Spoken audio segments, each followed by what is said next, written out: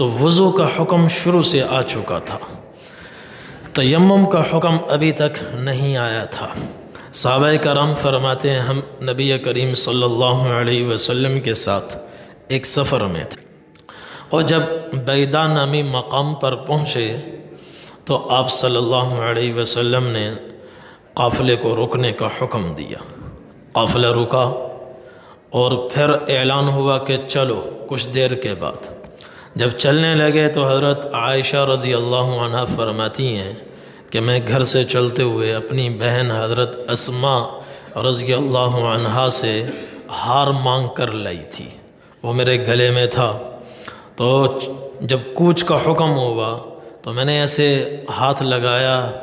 تو ہار ندارت، ہار نہیں تھا، تو میں بڑی پریشان ہوئی۔ آپ صلی اللہ علیہ وسلم سے ذکر کیا کہ رسول اللہ وہ ہار میرا بھی نہیں تھا، اسماء کا تھا اور وہ گر گیا ہے۔ تو آپ صلی اللہ علیہ وسلم نے صحابہ کو تلاش کرنے کا حکم دیا، اور اس ہار کی تلاش میں کچھ دیر ہو گئی، اور اس دوران نماز کا وقت آ گیا اور لوگوں کے پاس پانی نہیں تھا، مشکیزیں ختم ہو چکے تھے، وہاں آس پاس کوئی پانی کا چشمہ بھی نہیں تھا۔ اب صحابہ پریشان، نماز کا وقت ہے اور وقت گزر رہا ہے، پانی کہیں سے مل نہیں رہا۔ تو لوگ جب دیکھا کہ وقت تنگ ہونے لگا تو آئے حضرت ابو بکر صدیق رضی اللہ عنہ کے پاس سارے لوگ۔ اما تری ما صنعت عائشہ، آپ نے دیکھا آپ کی بیٹی نے کیا کیا ہے؟ حبست برسول اللہ صلی اللہ علیہ وسلم وبالناس ولیسوا علی ماء ولیس معہم ماء، انہوں نے حضور کو بھی روک رکھا ہے اور لوگوں کو بھی روک رکھا ہے، نہ یہاں پانی کا کوئی چشمہ ہے، نہ کسی آدمی کے پاس مشکیزے میں پانی ہے، اور نماز نکل رہی ہے۔ تو حضرت ابو بکر صدیق رضی اللہ عنہ وہ بھی غصے میں آ گئے، وہ سیدھا اندر آئے خیمے میں، تو دیکھا حضرت عائشہ رضی اللہ عنہ بیٹھی ہیں، نبی کریم صلی اللہ علیہ وسلم آرام فرما ہیں اور آپ کا سر ان کی گود میں ہے، حضرت عائشہ رضی اللہ عنہ کی گود میں۔ تو حضرت عائشہ فرماتی ہیں اللہ ہی جانتا ہے اس دن ابو بکر صدیق، میرے والد ابو بکر صدیق رضی اللہ عنہ نے مجھے کیا کچھ کہا، اور میرے پہلو میں مجھے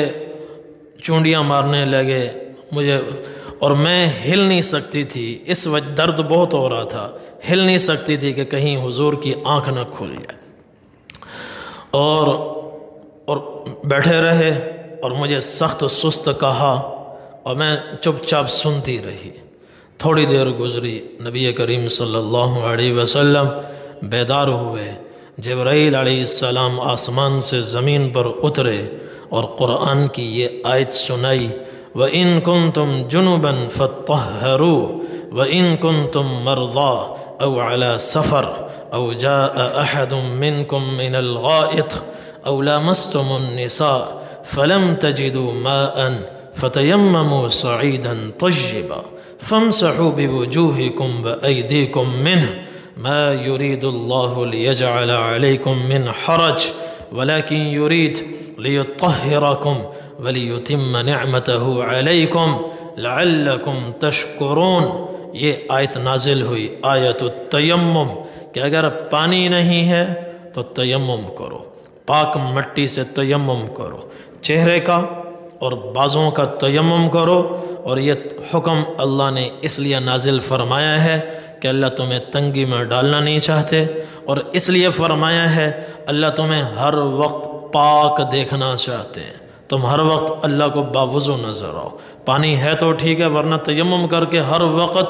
وضو میں رہو۔ اور یہ حکم اس لیے بھی ہے اللہ اپنی ایک ایک نعمت کو تمہارے اوپر نازل کرنا چاہتے ہیں، ہر نعمت تمہیں عطا کرنا چاہتے ہیں تاکہ تم دل و جان سے اللہ کا شکر ادا کرو۔ تیمم کا حکم ہوا، پانی نہیں ہے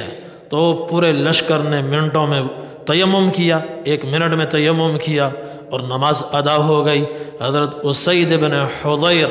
رضی اللہ عنہ کھڑے ہوئے اور انہوں نے کہا ما हिया बि अव्वली बरकतिकुम या आल अबी बकर,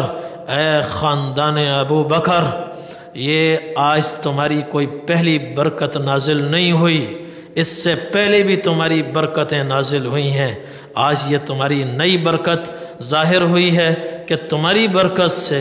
क़यामत तक के इंसानों को, मुसलमानों को अल्लाह तबारक व तआला ने ज़बरदस्त शानदार सहूलत अता फरमा दी कि हर वक्त आदमी के पास पानी नहीं होता, पानी ना हो और कभी पानी होता है और उसका इस्तेमाल